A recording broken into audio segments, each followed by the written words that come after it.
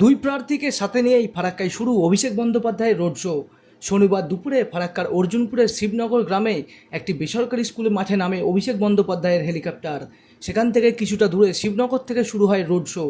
হুডখোলা গাড়িতে ফারাক্কার তৃণমূল প্রার্থী আমিরুল ইসলাম ও শামশেরগঞ্জের তৃণমূল প্রার্থী নূর আলমকে সাথে নিয়ে রোড শো শুরু করেন অভিষেক বন্দ্যোপাধ্যায়।